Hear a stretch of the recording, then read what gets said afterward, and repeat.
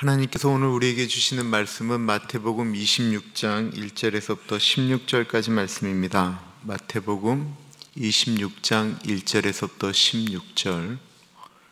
우리 하나님의 말씀 오늘 우리 같이 교독하겠습니다. 마태복음 26장 1절에서부터 16절입니다.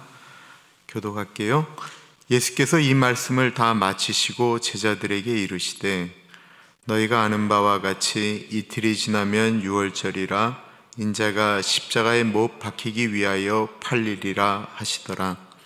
그때의 대제사장들과 백성의 장로들이 가야바라 하는 대제사장의 관정에 모여 예수를 흉계로 잡아 죽이려고 의논하되 말하기를 밀란이 날까 하노니 명절에는 하지 말자 하더라. 예수께서 베다니 나병 환자 시몬의 집에 계실 때에 한 여자가 매우 귀한 향유 한 옥합을 가지고 나와서 식사하시는 예수의 머리에 부으니 제자들이 보고 분개하여 이르되 무슨 의도로 이것을 허비하느냐? 이것을 비싼 값에 팔아 가난한 자들에게 줄 수 있었겠도다 하거늘 예수께서 아시고 그들에게 이르시되 너희가 어찌하여 이 여자를 괴롭게 하느냐? 그가 내게 좋은 일을 하였느니라.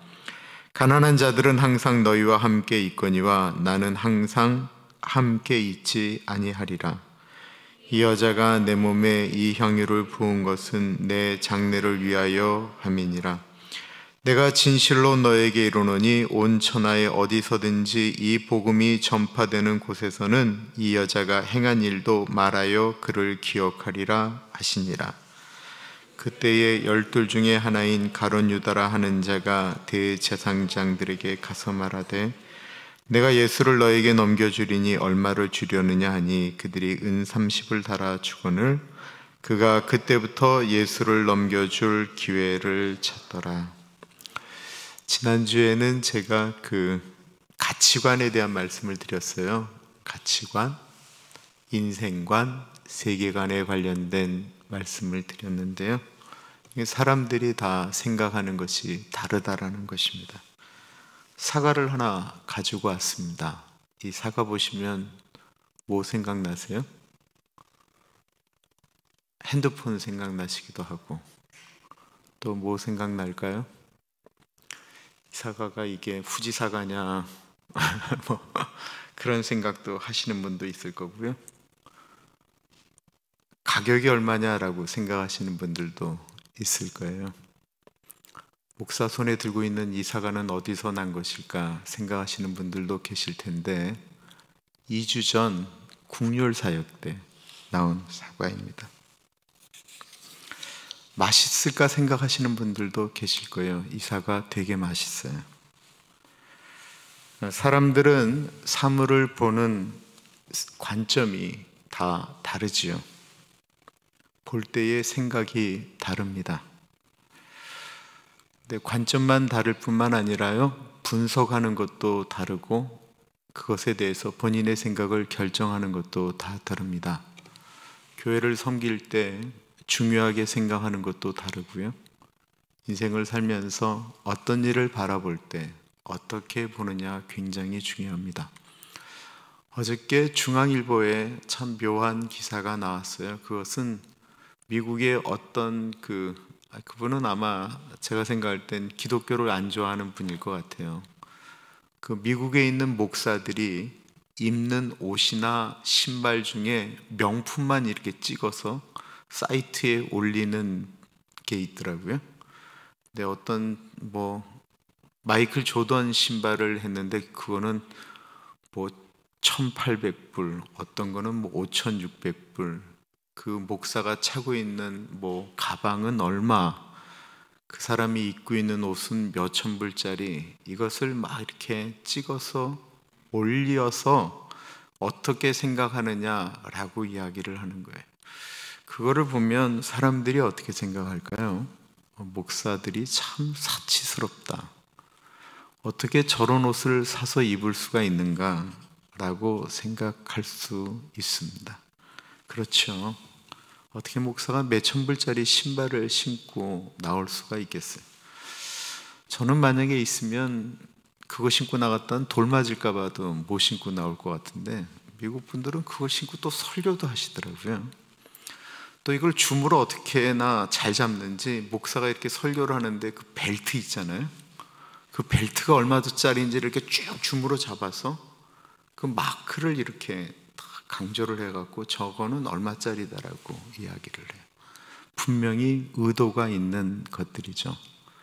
그렇게 함으로써 목사들이 그렇다라는 거예요. 참고로 제가 지금 입고 있는 이 멋진 자켓은 지금으로부터 3년 전에 저희 교회 그 야드 세일에 나온 건데, 그때는 작아서 못 입었던 걸 드디어 제가 입었습니다. 남들은 제가 이 옷을 거의 몇백 불 주고 샀다라고 생각할 정도로 제가 옷걸이가 좋죠. 근데 제가 이런 얘기를 하면 그 목사가 뭘 저렇게까지 얘기하느냐라고 얘기하고, 얘기를 안 하면 저건 또 얼마짜리일까 생각할 수가 있다라는 거예요. 이게 사람들이 보는 관점이 이렇게 다 달라요. 다르고 그것에 대해서 일일이 설명할 필요도 없고 그렇게 살 수도 없습니다. 오늘 본문이 그 한 여인의 사건을 어떻게 보느냐를 굉장히 이렇게 중요하게 다루고 있습니다.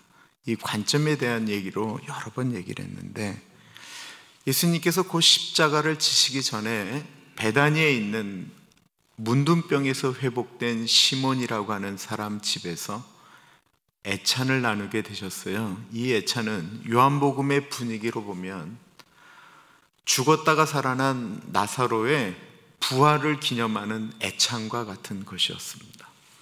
그러니까 그 잔치상에는 예수님도 계시고 나사로도 있고, 그리고 문둥병에서 회복된 그 시몬도 있고, 아마 집이 문둥병에서 회복된 사람의 집이니까 아주 가난한 사람들이 많이 모여 있겠지만, 특별히 그들의 관심은 죽었다가 살아난 나사로에게 집중되어져 있었을 거예요. 요한복음에 보면 그래요. 요한복음에 그렇지 않았겠습니까? 죽은 지 3일이나 돼서 썩은 냄새가 난다라고 이야기하는 나사로가 나와서 붕대를 풀고 사람들 앞에서 돌아다니니 이게 얼마나 엄청난 사건이었겠습니까? 수많은 사람들이 모여 있었습니다. 그때 예수님께서 제자들에게 정말 무시무시한 말씀을 하고 있습니다. 1절과 2절이에요. 예수께서 이 말씀을 다 마치시고, 이 말씀은 뭐냐면 24장과 25장에 있었던 천국 비유를 말씀하는 거예요. 열처녀 비유, 양의 비유, 그리고 마지막 비유가 뭐였냐면, 네가 물 한 잔 준 거, 내가 추울 때 옷 입혀준 거, 방문해 준 거, 이 모든 것들이 다 나에게 하는 것이다 라고 얘기했던 그 말씀, 우리가 들어도 기가 막힌 그 말씀을 한 다음에, 그 말씀을 다 하신 다음에 제자들에게 이르시되, 너희가 아는 바와 같이 이틀이 지나면 유월절이라, 인자가 십자가에 못 박히기 위하여 팔리리라 하시더라. 예수님이 무섭게도 정말 제자들이 듣기 싫은 이야기를 하고 있는 거예요. 그 축제의 마당과 같은 곳에서 내가 이제는 십자가에 달려 죽기까지 할 일인데 누군가에 의해서 내가 팔릴 것이다 라는 것입니다. 대제사장은 예수님을 잡아 죽이기 위해서 사람들과 모여서 의논을 하고 있었고요. 예수님은 시몬의 집에 가 있습니다. 6절과 7절입니다.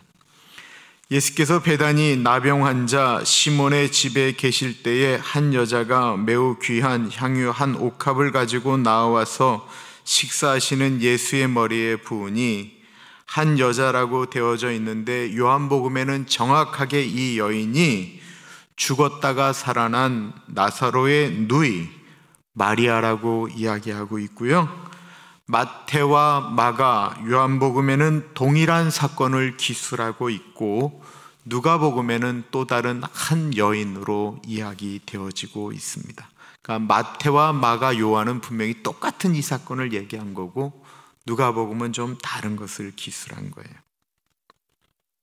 나병 환자 시몬의 집이라고 이야기하는데, 만약에 지금도 나병에 걸려 있다고 한다면 모일 수가 없죠. 나병에 걸려 있으면 딴 데 가 있어야 되죠. 그런데 나병에서 회복되었으니까 아마 이 문둥병 환자도 분명히 예수님이 고쳐주신 분이었을 거예요. 문둥병이 걸렸던 환자 집에 모이는 사람들이, 부자들이 거기를 가겠습니까? 그냥 가난하고 비천한 분들이, 베다니에 있는 동네 사람들이 다 모여 있었을 것입니다. 그때 나사로 부활 사건을 기념하면서 밥을 먹고 있었던 거예요. 그때 그 유명한 마리아의 향유 옥합 사건이 일어나고 있는데, 요한복음 12장 3절에는 이렇게 기술하고 있습니다. 마리아는 지극히 비싼 향유 곧 순전한 나두 한 근을 가져다가 예수의 발에 붓고 자기 머리털로 그의 발을 씻으니 향유 냄새가 집에 가득하더라. 한 여자라고 했지만 마리아가 향유가 든 옥합을 가지고 와서는 그 옥합을 깨트리고 예수님 발에 왕창 부었다라는 거예요. 그러니까 그 향유 냄새가 온 집안에 그냥 가득 퍼졌을 것입니다. 보통 이 향유는 동인도에서 온다라고 이야기하죠. 지금부터 그림을 그려보세요. 유대하고 동인도, 거기를 움직이려면 사우디아라비아 그리고 지금의 이라크, 이 모든 길을 다 거쳐서 와야 되는데 그 당시 뭐로 왔겠어요? 낙타 타고 왔겠죠. 그러니까 엄청나게 비싼 것입니다. 순전한 나드 한 근은 당시 노동자의 1년 품삯을 이야기하는 그 기준이에요. 그러니까 지극히 비싼 겁니다. 여기 돈으로 이야기하면 노동자의 1년치, 대략 최저로 따져도 4만 불 정도 되지 않았을까요? 보통 이렇게 여자분들이 모으는 거는 결혼 지참금 같은 것이었다라고 이야기합니다. 마리아가 이거 모을 때 어떤 마음으로 모았을까요? 그 별로 부자가 아닌 그 가난한 나사로의 누이 동생 마리아가 그거 하나하나 모으면서 자기하고 결혼할 남자를 생각하고 자기의 미래를 생각하면서 입을 거 안 입고 먹을 거 안 먹고 아끼고 또 아끼면서 한 올 한 올, 한 방울 한 방울 모은 것 아니었겠습니까? 저축을 해보시는 분들은 아시겠지만 이렇게 돈이 조금씩 모일 때의 기쁨이라는 것이 있어요. 어떤 목적을 가지고 돈을 모을 때 그 돈이 모이는 기쁨이 있어요. 저희 집사람하고 우리 애들이 집에서 피아노 살라고 뭘 모았냐면 쿼러를 모았어요. 쿼러가 생기면 무조건 거기다 넣는 걸로, 통에다 넣는 걸로 했는데 그게 꽉 차면 굉장한 돈이 되더라고요. 그런 식으로 모으는 즐거움 같은 것이 있었어요. 특별히 여인에게 있어서 그 한 방울 정말 아꼈다가 한 방울을 사면 그거를 옥합 안에 한 방울을 떨어뜨리는 기쁨이 분명히 있었을 것입니다. 그때만 해도 마리아의 행복의 기준은 향유가 이 옥합 안에 얼마나 들어가느냐라고 하는 것이었겠죠. 그녀의 관점은 물질이었다라는 것입니다. 그런데 마리아가 예수님을 만난 후 그녀의 가장 소중한 관점이 향유에서 예수님으로 바뀌게 된 것이죠. 예수님은 마리아의 전부가 된 것입니다. 왜냐하면 예수님은 그녀에게 삶과 죽음의 문제가 무엇인지를, 오빠가 죽었다가 살아나는 모습을 보면서 그의 마음 가운데 각인시켰기 때문에 그렇습니다. 유대인의 관습이 있었대요. 손님이 오면, 정말 귀한 손님이 오면 이렇게 한두 방울 향유를 뿌려주는 것이었다고 합니다. 그런데 마리아는 남김없이 예수님의 발에 그것을 다 부었습니다.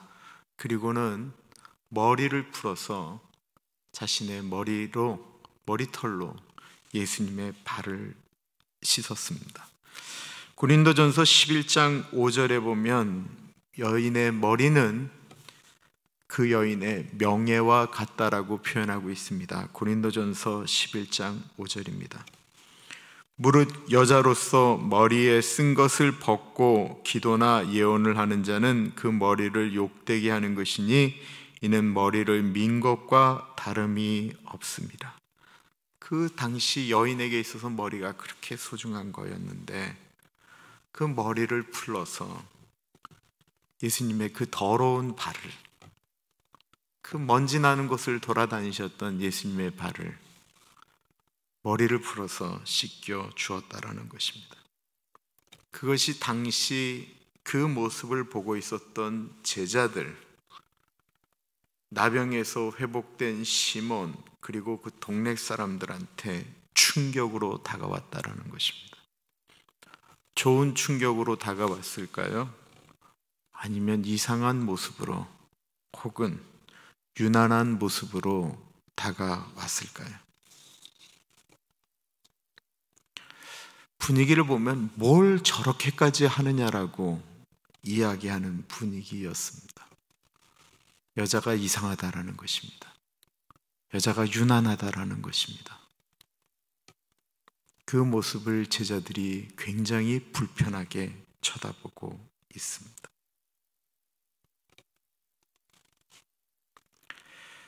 마리아는 자기가 들고 있던 향유옥합이 더 이상 중요한 것이 아닌데 제자들에게는 그 비싼 향유와 마리아의 행동이 불편합니다. 관점이 다르기 때문에 그렇습니다. 제자들은요, 계속 보시면 아시겠지만 제자들은 자신들이 예수님의 은혜로 죄 용서 받은 사람들이라는 생각이 전혀 없습니다. 여러분들 제 얘기 자세히 들어보세요. 마태, 마가, 누가, 요한복음에 우리의 예수 그리스도의 십자가 사건으로 인하여 우리의 죄 용서 받은 것은 사실 사도 바울의 신학이에요. 그 전에 제자들은 예수님이 무슨 말씀을 하셔도, 예수님이 하나님의 아들이고 이 땅에 오신 이유에 대한 아무리 설명을 해도 자신들이 그 예수님 때문에 죄 용서 받았다라는 생각은 아예 없어요. 그리고 성경을 보시면 제 말이 분명히 맞아요. 그러니까 제자들은 3년 반 동안 예수님 쫓아다닐 때 그들이 원했던 것은 자신들이 죄인이고 자신들이 구원받아야 될 존재고 이런 생각 하나도 없어요. 그들이 예수님을 따라다녔던 오직 유일한 것은 높아지겠다라는 거예요. 신분 상승하겠다라는 거예요. 자신들도 이 세상에서 폼나게 살겠다라는 거예요. 이게 그들이 예수님을 쫓아다녔던 유일한 목적 같은 것이었습니다. 그런데 마리아는 그게 아니었어요. 마리아의 모습을 보면 마리아는 자신이 도저히 사랑받을 수 없는 존재였는데 사랑받고 용서받았다라고 하는 그 은혜가 마리아에게 있었다라는 것입니다. 누가복음 7장 47절, 이때는 이제 그 한 여인,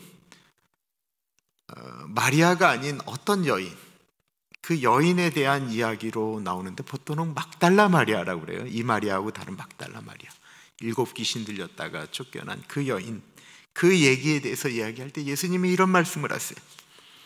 사함을 받은 일이 많은 자는 많이 사랑하지만 사함을 받은 일이 적은 자는 적게 사랑하느니라 라고 이야기하고 있어요. 많은 죄를 용서받은 사람은 그거에 대한 감격이 있는 거예요. 그러나 자기가 뭐 용서받은 게 뭐 있다라고 생각하는 사람들, 교만한 사람들은 이런 마음이 없어요. 어떻게 보면 본인이 교회 다니고 예수 믿어주는 게 괜히 그 하나님 앞에 폼나는 일을 해주는 것처럼 생각할 때도 있다라는 것입니다. 마치 무엇인가를 해주는 듯한 느낌. 마리아는 자신이 죄사함 받고 천국을 소유한 것이 얼마나 큰 것인지를, 그녀의 관점의 모습이 어떤 것인지를 이야기하고 있다는 것입니다.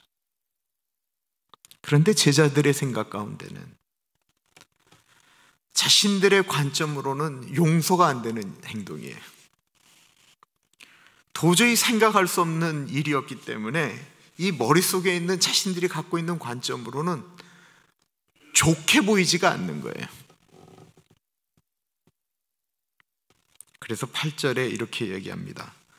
제자들이 보고 분개하여 이르되 무슨 의도로 이것을 허비하느냐. 요 의도라고 하는 말에 대한 생각을 잘 가지고 계셔야 돼요. 제자들은 예루살렘에 올라오면서까지 계속 갖고 있었던 것은 죽자고 3년 반 고생했으니까 우리가 이제는 예루살렘에 올라가면 누구 공로가 제일 크냐를 가지고 계속 이야기를 했어요. 그죠? 누가 제일 크냐?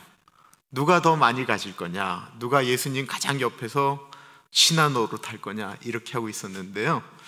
지금은 그분이 은퇴하셨는지 더 이상 글을 쓰지 않으세요. 옛날에 김성일 장로님이라고 계셨어요.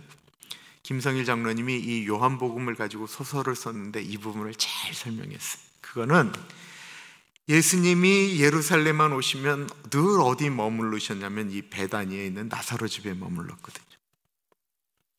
그러니까 제자들에게 있어서 이 베다니에 있는 나사로 집을 가는 것은 편안한 곳이 아니고 불편한 곳이었어요.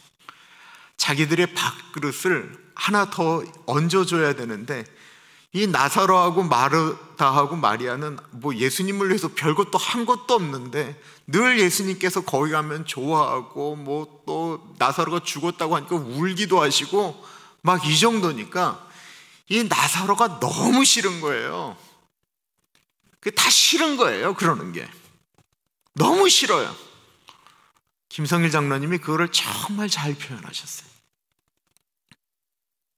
그러니까 이 마리아의 행동도 아니 부을 거면 그럼 3년 전에 붓지, 지금 왕으로 올라오시려고 이제 다 준비하신 이 마지막 예루살렘 입성에 지금 부어? 의도가 있지 않느냐라고 보는 거예요. 의도가 있다. 사람들은 머리가 좋아서요 본인들이 다 분석을 해요. 이거는 이래서 이렇게 한 거고 저건 저래서 그런 거고 본인들이 다 자신들이 생각하는 관점을 가지고 다 이야기를 해요. 그리고 거기에 타당한 이유를 다 이야기를 해요. 왜 그런가 하면 본인들의 관점이 그렇게 굳어져 있기 때문에 그래요. 요한복음에는 이 향유가 300데나리온 정도라고 이야기를 하죠. 그래서 가룟 유다가 분개했다라고 나오고 있습니다. 그리고 오늘 본문은 제자들도 분개했다라고 이야기하고 있습니다. 가룟 유다가 하는 말에 많은 사람들이 동일하게 분노한 것입니다. 다시 한번 생각해 보시면 요한복음에 나와 있는 이 나병 환자 집에 모여 있는 분들은 다 가난한 분들이에요. 그러니까 가룟 유다의 말이 동의를 얻는 것이죠. 계산을 딱 하는 거예요. 저거를 팔면 300데나리온이 나올 텐데 그 300데나리온을 가지고 만약에 어렵고 힘든 사람들을 도와줬으면 도대체 얼마나 많은 사람들을 도와줄 수 있었겠느냐라는 거예요. 그렇게 도와줄 수 있는 돈을 저렇게 땅에다 흘려버리게 하느냐라고 이야기하는 거예요. 농담처럼 말씀드렸지만 밑에다 비닐이라도 깔고 붙지. 그럼 나중에 좀 거둘 수라도 있을 텐데 왜 저렇게 흘려보냈느냐라는 거예요.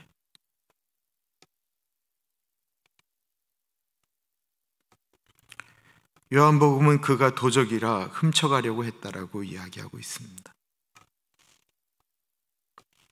많은 사람들이 이런 이야기에 오늘도 동의하죠.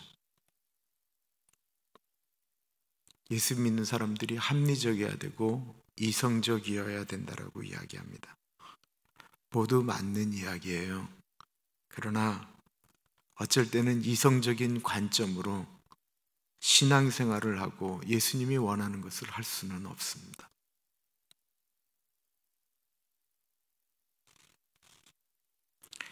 이 제자들의 분노는 사실 예수님의 동의를 얻을 수 있었습니다.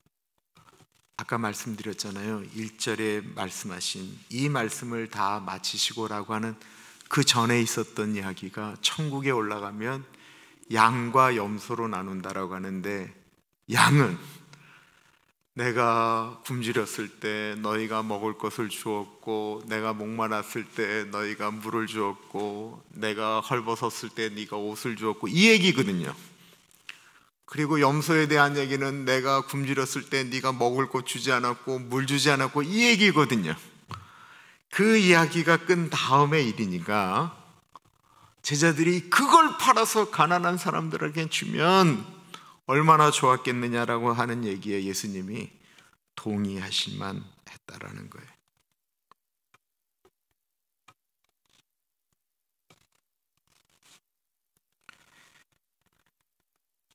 우리 중에 가룟 유다의 이야기에 틀렸다라고 말할 사람이 몇이나 되겠습니까? 저는 한국에 해방신학이 들어왔을 때 고등학교, 대학교를 다녔어요. 해방신학이 가장 극심할 때예요. 목회자들이 차 타고 다니는 것도 싫었고, 목회자들이 괜찮게 사는 것도 싫었습니다. 그거 다 싫었어요. 저거 다 잘못됐다라고 생각을 했어요. 교회의 헌금은 가난한 사람들을 위해서 사용되어져야 된다라고 생각을 했어요. 그런 이야기를 하시는 전도사님을 모시고 지냈어요. 한국은 뒤집어져야 된다라는 이야기 때문에 제가 청년 때 그 전도사님하고 토요일 날 토요 청년부 모임이 끝나고 성경 공부가 끝나면 그 전도사님하고 우리가 그 교회 뒷동산이 배봉산이었는데, 배봉산에 막걸리 들고 올라가서 밤새도록 술을 마시면서 이 나라는 예수의 이름으로 뒤집어져야 된다고 이야기하면서 지냈어요. 그리고 나서 한 2-3시간 자고 와서는 성가대를 했어요. 술 냄새 풀풀 풍기면서 성가대하고, 그리고 나서는 성찬식을 하면 우리 좋으신 예수 그리스도 우리에게 해장술 주신다라고 했어요. 그러고 나서도 그게 우리가 옳다라고 생각을 했어요. 그런데 참 이상했어요. 제가 제 자랑 하려고 하는 거 아니에요. 제가 그때 다일공동체, 그 최일도 목사님이 하는 청량리에서 그 행여병자 돕고하는 다일공동체 도왔는데, 제가 거기에서 그 천사, 그 병원 짓는 천사 운동을 했는데, 그때 그 옛날 돈으로 100만 원이었거든요. 제가 예수도 잘 안 믿으면서 그 돈 모으려고 제가 노가다를 했어요. 근데 그렇게 교회가 썩었다 어쩌다라고 얘기하는 사람 중에 헌금 생활 제대로 하는 사람을 본 적이 없었고, 자기 희생을 하는 사람을 내가 거의 본 적이 없었어요. 저렇게 선한 일이고 저것이 교회가 해야 되는 일이라고 한다면 뭔가를 해야 될 것 같은데 이게 잘 안 되는 거예요. 비판은 그렇게 하는데 자기 희생이 없는 거예요. 교회가 틀렸다라고 이야기하는데 자기의 삶을 거기에 맞추라고 하지도 잘 않더라는 거예요.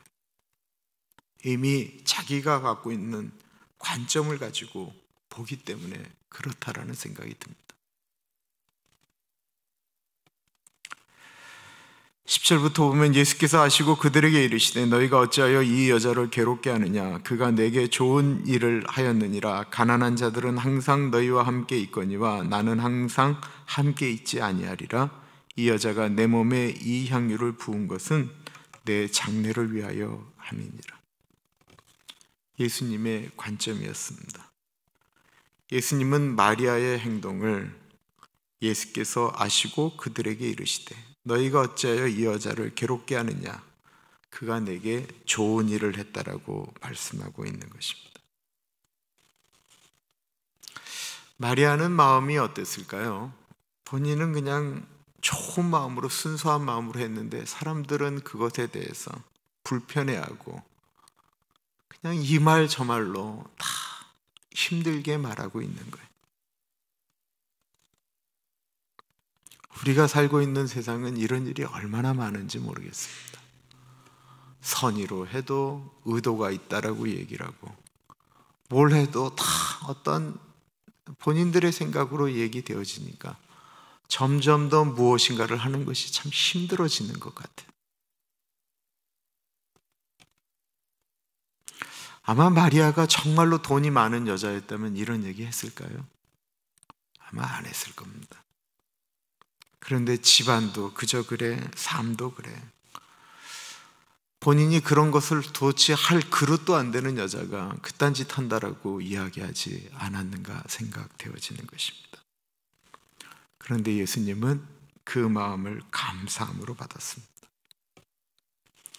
예수님은 이제 온 인류를 위해서 십자가를 지셔야 했습니다. 마리아가 그렇게 한 것은 예수님의 장례를 위한 것이다라고 표현하고 있습니다. 어떻게 보면 예수님에게 가장 큰, 하늘 위에서 이 땅에 내려오신 예수님에게 이 땅에 있는 사람들 중에 유일하게 마리아가 그 예수님의 마음을 좀 위로한 것이 아닐까요? 예수님 이 땅에 내려오실 때 하늘의 영광을 버리고 이 땅에 내려오셨다라고 하는데, 아무도 말구 위에 태어난 예수님 영접을 안 하니까 천사들이 얼마나 힘든지 그냥 베들레헴 언덕에서 밤새우고 있었던 목자들한테 가서 너희들이 가서 저 강보에 쌓인 아이에게 좀 경배를 해라 라고 하면서 그 목자들을 글로 보내야만 했던 그 하나님 아버지의 마음, 그 마음을 가장 잘 이해하며 받아줬던 사람이 이 여인이었다라는 거예요. 근데 이 여인의 마음은 이 세상에 있는 어떠한 사람도 그 마음을 이해하지 못했다라는 거예요. 왜?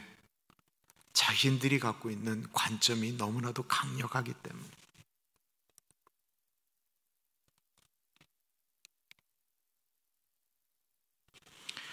마가복음 14장 8절에는 그는 힘을 다하여 내 몸에 향유를 부어 내 장례를 미리 준비함이다라고 이야기했고요. 오늘 본문은 이 여자가 내 몸에 이 향유를 부은 것은 내 장례를 위함이다라고 이야기했고, 요한복음 12장 7절에도 예수께서 이르시되 그를 가만두어라, 나의 장례할 날을 위하여 그것을 간직하게 하라, 이렇게 말씀하고 있습니다.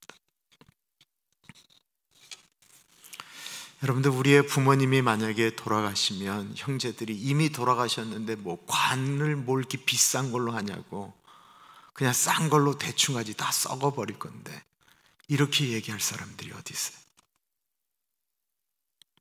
물론 돌아가신 분을 위하여 뭔 그렇게 뭐 살아계실 때 잘하지, 뭔 이렇게 비싼 관을 쓰느냐, 저것도 동의 안 하지만, 그러나 그렇다고 해서 형제들이 부모님이 돌아가셨는데 그 장례식 준비하는 것에 있어서 다 어차피 썩어 문드러질 시체인데 뭘 그렇게 하느냐라고 이야기할 사람이 누가 있냐고요.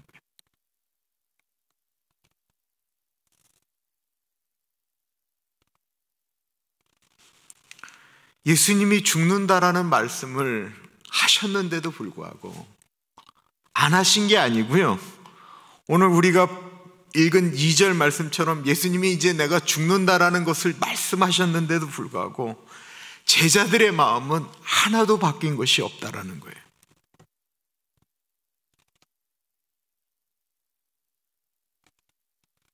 그렇다면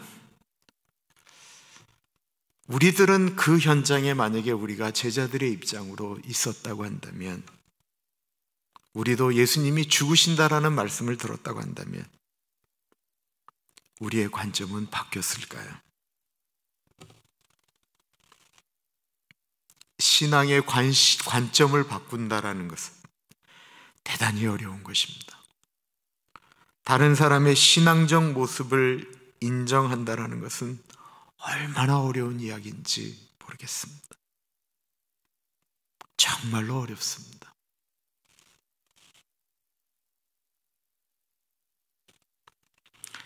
예수님은 마리아의 진심을 하나도 땅에 떨어뜨리지 아니하시고 있는 그대로 다 받아주셨습니다.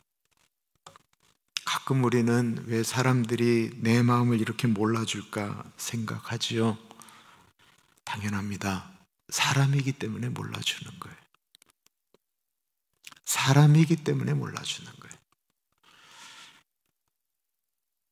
사람이기 때문에 알아주면 좋겠는데 사람이기 때문에 몰라줘요. 사람들은 다 자기의 관점으로 보기 때문에 그런 거예요. 자기의 아픔이 제일 크다고 그러잖아요. 힘든다고 하면 뭘 그딴 거 갖고 힘드냐라고 이야기를 해요. 사람이 사람의 마음을 알아주는 건 너무 어려워요. 그런데 예수님은 다 알고 계셨어요. 마리아의 마음이 무엇인지를 알고 계셨습니다. 마리아의 행동이 하나도 땅에 떨어지지 않을 것이다 라고 말씀하셨을 뿐만 아니라 마가복음 14장 9절에는 내가 진실로 너에게 이르노니 온 천하에 어디서든지 복음이 전파되는 곳에는 이 여자의 행할 일도 말하여 저를 기념하리라 라고 말씀하고 있습니다. 저도 우리가 온 천하에 기념될 만한 일을 이 땅에 남기면 얼마나 좋을까요? 정말 기억에 남을 만한. 저는 김성봉 집사님이 어떤 찬양을 했던 것이 제 가슴속에 이렇게 남아있는 것들이 있어요. 그건 누군가의 마음 가운데 이렇게 남아있는 거죠. 내가 또 무엇인가를 했던 일에 대해서 누군가에게 남아있다고 한다면 그건 천하보다 귀한 일이죠. 한 사람에게 그런 영향력을 미쳤다고 한다면 그건 이 땅에 남아있는 일이죠.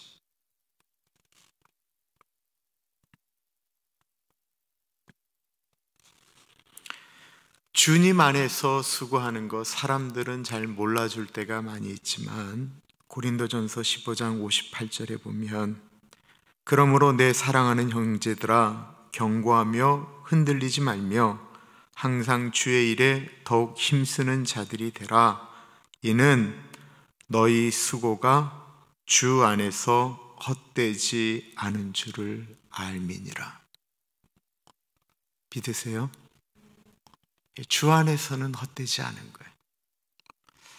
이 땅에서는 실패했다, 효과 없었다라고 이야기할지 모르지만 주님 안에서는 그것이 헛되지 않은 것이다라는 것입니다. 예수님께서 그 제자들에게 이렇게 말씀하고 있어요. 가난한 자들은 항상 너희와 함께 있거니와. 항상 너희와 함께 있다라는 것은 이 땅의 가난의 문제는 절대로 해결되지 않는다라는 거예요. 가난한 사람 도와주려고 그러면 언제나 있다라는 거예요. 그렇지만 나는 항상 함께 있지 아니하니라. 예수님의 십자가 사건은 인류 역사상 단 한 번 있었던 유일한 사건입니다. 예수님은 곧 십자가에 돌아가셔서 그들과 함께 있지 못하게 된다는 것입니다. 그런데요, 예수님께서 그 사건을 그렇게 말씀하실 때 우리가 따랐던 저 예수의 관점이 우리와 전혀 다르구나 라고 생각되어지는 순간 얼마나 무서운 일이 일어났는가가 그 다음에 나와요. 14절을 볼게요. 그때에 12 중에 하나인 가룟 유다라 하는 자가 대제사장들에게 가서 말하되 내가 예수를 너에게 넘겨주리니 얼마나 주려느냐 하니 그들이 은 30을 달아주거늘. 예수님을 3년 반을 따라다녔어요. 그리고는 점점 더 우리가 생각하는 어떠한 관점과 예수님이 원하는 관점이 다른 것을 느낄 때 자신의 생각을 예수님에게 맞추려고 하는 것이 아니고 예수가 바라보는 관점이, 이 사건을 바라보는 관점이 나하고 완전히 다르네? 그러자 가룟 유다는 자신이 꿈꿨던 관점대로 예수님을 팔아버렸다라는 거예요.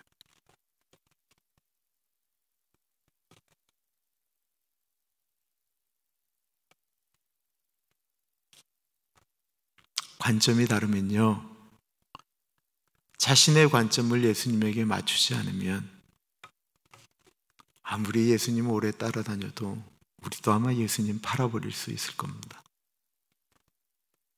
자신의 목적을 위해서 나 예수 믿습니다, 나 장로입니다, 나 목사입니다.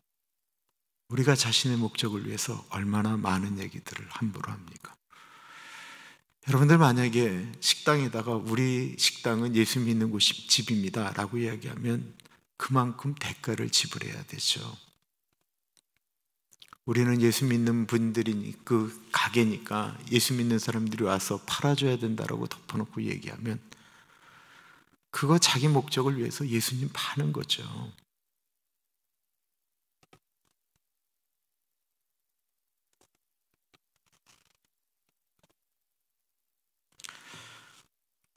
우리의 헌신이나 수고하는 데 있어서 우리의 관점이 주님이 원하시는 관점이 되어질 때 우리도 우리의 향유옥합을 깰 수가 있습니다. 우리의 관점이 주님이라고 한다면, 십자가라고 한다면 우리는 사람의 시선이나 여건이나 또한 환경에 상관없이 우리도 예수님 앞에 향유를 깨뜨릴 수 있을 것입니다. 아까 우리 찬양팀이 부른 찬양 내게 있는 향유옥합 우리의 마음의 고백으로 드렸으면 좋겠습니다.